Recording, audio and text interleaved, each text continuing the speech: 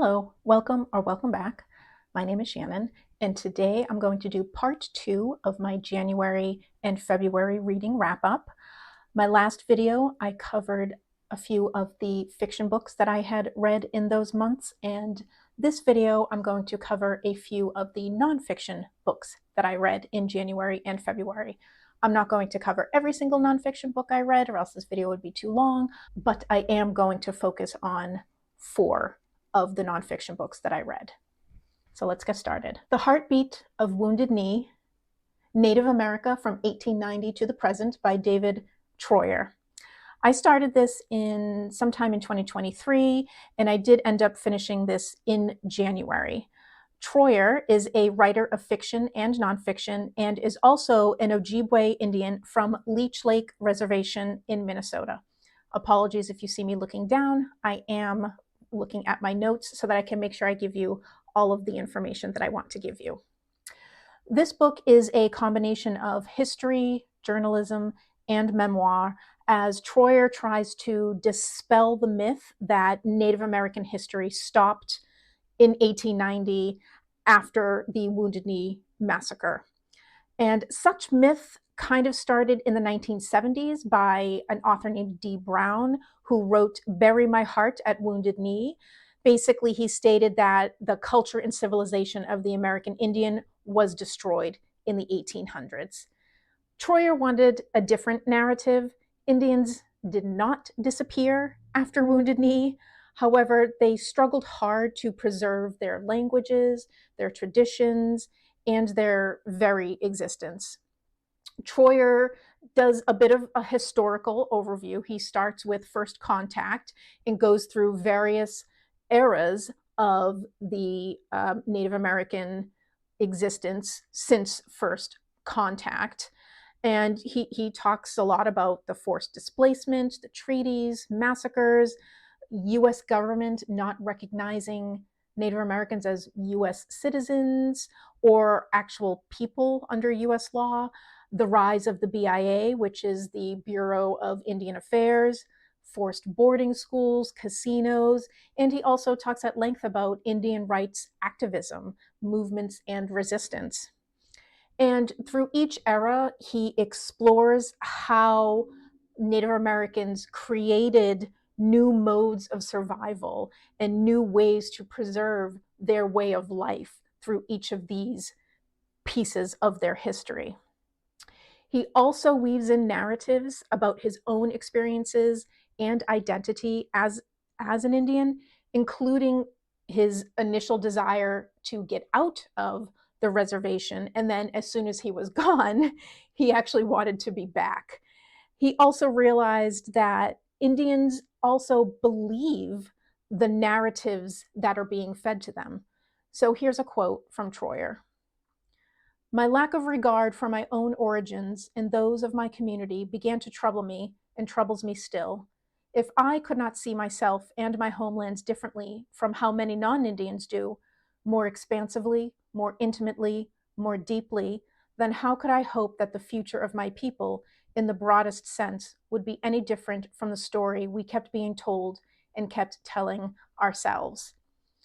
He also talks with some of his own family members and members of other tribes, very important members as well. And Treuer is not denying that unemployment, poverty, and alcoholism is still high in the Indian communities, nor is he denying that they are still fighting threats to their sovereignty. But the tales of reservations being nothing but squalor and hopelessness is just not true. And while Brown in 1970 provided us with victimization, Treuer is showing how Indians have been active participants in shaping their own futures and how their, quote, present tense is evolving as rapidly and creatively as everyone else's. And he also says, the American Indian dream is as much about looking back and bringing the culture along as it is about looking ahead. I highly recommend picking up this book if you are interested in a different narrative of Native Americans and how they see themselves. Next, we have Lean In: Women, Work, and the Will to Lead by Sheryl Sandberg. This was published in 2013 in response to Sandberg's 2010 TED Talk, where she spoke on the way women are held back at work and at home, and how also women tend to hold themselves back. When this was published, it brought to light many issues that women faced in the workplace. So the Lean In movement was a good thing at the time. And I think if I had read this in 2013, my mind would have been blown. I would have found this amazing, and I would have been all in to this movement. However, a lot of things have changed over the 10 years since this was published. Not everything has changed, but there have been some changes. And I do feel like I do not currently resonate with this book. I do think the Lean In movement has to be reevaluated a little bit. Unfortunately, the movement has now become synonymous with women needing to build high-level corporate careers and fitting into the existing corporate model, lifestyle, whatever you want to call it. And I've done all that. And now I'm in a place where I'm reevaluating my choices and trying to decide if I want to pursue a new path. But does that mean I'm leaning back? I'm maybe wanting to step out of the corporate world. Am I leaning back? How does that work? And I'm sure this wasn't Sandberg's intention. I'm sure she was intending to empower women to, make the life choices that are good for them and not hold themselves back from making these choices. I'm sure that was her intention. However, currently it is not portrayed that way. And another fault that I find with this book is that it does not take poor women or women of color into account. Now, obviously, Sheryl Sandberg can really only write what she knows, and she is an affluent, privileged white woman who is highly educated, but a little bit of research maybe on the extra struggles that underprivileged women and women of color face might have been beneficial in this book. And if Sandberg ever does maybe update it, I do hope she includes some information about that.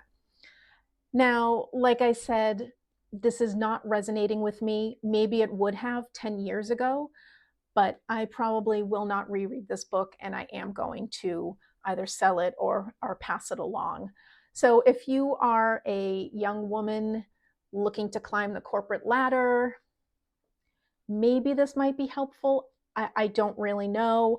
But for me, this just did not resonate with me. Next, we have Eva Peron, A Biography by Alicia Dujovne Ortiz, translated by Shawn Fields.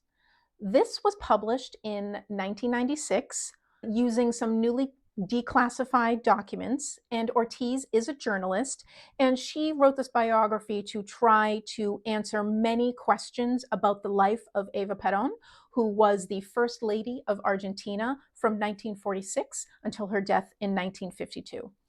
I've had this book for a really long time. I'm going to put a picture up here because I no longer have my copy. After I reread it, I did pass it along. And I originally read it in the early 2000s when I was performing in a production of Andrew Lloyd Webber's Evita. So I picked it back up last October when I saw a new production of Evita here in Cambridge, Massachusetts at the American Repertory Theater. I just wanted to refresh my knowledge about Eva, because the musical obviously distorts a lot of it. It's not, it's not a true biography. So I wanted to make sure that I had all of the information straight in my head. And I have always been fascinated by Eva Peron. Obviously not necessarily fascinated by their politics. They were essentially fascists.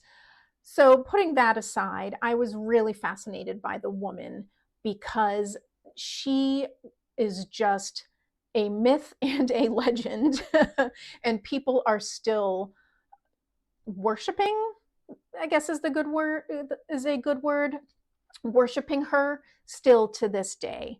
Unfortunately, it's more myth than fact. And a lot of the reason we don't have as much information on Eva is for a couple of reasons. The anti-Peronists were trying to erase everything once Peronism fell, and Eva herself was trying to erase the past. She was an illegitimate child, and that was a stain upon her. So she went to great lengths to make sure that that did not follow her as First Lady of Argentina. She may or may not have even destroyed or altered her birth certificate. And these are some of the things that Ortiz is trying to figure out. Eva also suffers from that Madonna whore complex, and there's nothing in between. She is remembered either as a selfless saint who thought about nothing but her people, about her descamisados, or she was a ruthless, power-grabbing manipulator. There's like no in between. She was the Madonna or she was the whore. Maybe she was a little bit of both. We don't exactly know. Ortiz doesn't exactly know. She's trying to figure all of this out. There are a couple of things that bothered me about this book. It isn't linear and it sort of jumps around. I really would have liked to have, started from beginning to end. She does start with Eva's early childhood, and, she was born illegitimate. She was living in poverty with her family. Her father pretty much abandoned them.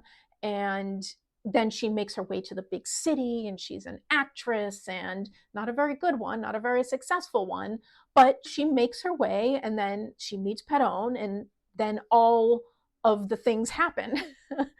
But it jumps around a bit, and it's a little bit frustrating. Another thing is Ortiz gives too much speculation and opinion. She will go through things and say, Eva must have felt this or must have thought this. Well, you don't know that, and you're putting thoughts into readers' heads that Eva did think these things or felt these things, but you really don't know. It is all speculation. Another issue that I had with the book was the flowery language. And I'm wondering if that is the fault of the translator, not necessarily of Ortiz. And the translator used lots of flowery language, using 10 words where 5 would have been fine. And I just found myself getting very frustrated. I just want the facts. I don't want your poetry on Eva getting dressed for a ball. I just want to know the facts here. Ortiz does do a great job with the facts that are in existence, and she doesn't pull any punches. She is quite critical of Eva and the Peronist regime, but she does portray Eva as a human woman. Eva was very young when she rose to power with Peron. I mean, like 26 years old. And then she died in her early 30s. She had a whirlwind life once she met Peron, and it was just very fascinating. And the facts that we do have, Ortiz does a good job. I just wish she wouldn't speculate so much. One thing that she did speculate on a lot, and I did find interesting, was the marriage between Eva and Juan. And this is obviously very, very important because most people just could not understand what Juan Peron saw in Eva. And it was just a very, very interesting dynamic. And he took many, many risks in marrying her. And I wonder, would he have risen without her? And would he have fallen with her? You know what I mean? So would he have become as popular as he was and risen to be essentially a dictator of Argentina if he didn't have her? But by the time that his regime fell, she was already gone. Would he have fallen if she was still alive? I don't know. So anyway, to wrap it up, I reread this book.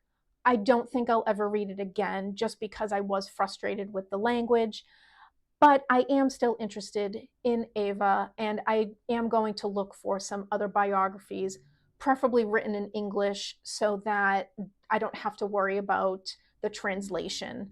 Or maybe I can find this book that was translated by someone else. We'll see. Last, we have In Search of the Color Purple, the story of an American masterpiece by Salamishah Tillet. Similar to Heartbeat at Wounded Knee, this is a combination of history, journalism, and memoir, where Tillet surveys 40 years of the cultural significance of Alice Walker's novel, The Color Purple. The Color Purple is an epistolary novel published in 1982 and told from the perspective of Celie, a poor Black girl in early 1900s rural Georgia. Celie writes letters to God because her father beats and rapes her and tells her she is not allowed to tell anyone but God. She is then married off to a man named Mr., who is also abusive. Throughout Celie's journey, we meet other women in Celie's life, her sister Nettie, her husband's lover Shug Avery, and her stepson's wife, Sophia. We learn about all of the women's pains, their struggles, their resiliency as they navigate racial inequality, sexism, and violence. However, there is also forgiveness and hope in The Color Purple. This book here is broken up into 3 parts, one for each main female character. Part 1 is for Celie, who is the main protagonist of The Color Purple, and in this book, Part 1 traces how Walker used her own life for inspiration for many of the characters in The Color Purple. And this also discusses Walker's early drafts of the novel, correspondences with publishers and whatnot. So Part 1 covers how the novel came to be, how Walker came up with this story. Part 2 is Shug's chapter. And because Shug was such a controversial character, she was unapologetically sexual and sensuous, and she helped Celie come into her own sexual self. This is where Tillet discusses all of the controversies that began when The Color Purple was published. It was controversial for its use of Black dialect, for discussing lesbianism, and for its depiction of Black men. Some of the severest backlash actually came from the Black community because they felt that it was feeding stereotypical narratives of Black male violence. There was also controversy related to the movie because Walker agreed to allow a white man to make the film, Steven Spielberg, and ultimately Walker was a little bit disappointed in the film. Spielberg did do a great job in portraying most of the characters in the movie. However, he did tone down the lesbianism a little bit because he was afraid that it would change the rating. The Color Purple is on the American Library Association's list of top 100 banned books starting in 1990 when they started tracking to present day. So it's still causing controversy. Part 3 is for Sophia, and this is where Tillet examines how Sophia became and remains an iconic voice of Black female resistance. Part 3 also includes many interviews with people such as Oprah, who made her film debut in Steven Spielberg's The Color Purple.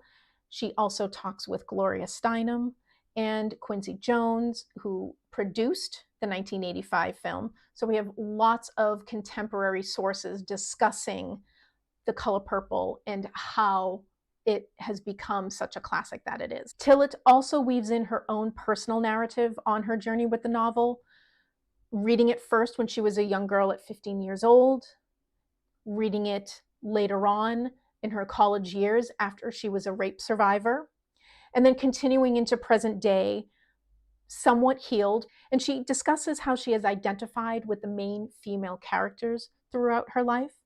Celie gave her a voice for her rape in her teens and 20s. Shug gave her the confidence that she needed during her 30s when she had a belated sexual awakening and experimentation phase. And then Sophia gives her a voice for her anger as she navigates her life doubly oppressed as Black and as a woman. I highly recommend anybody who has read The Color Purple and has loved The Color Purple to pick up this book. It really gives so many wonderful insights as to why The Color Purple has remained the American masterpiece that it is. So that is all I have for today. Thank you so much for joining, and I hope you have a great day. Bye.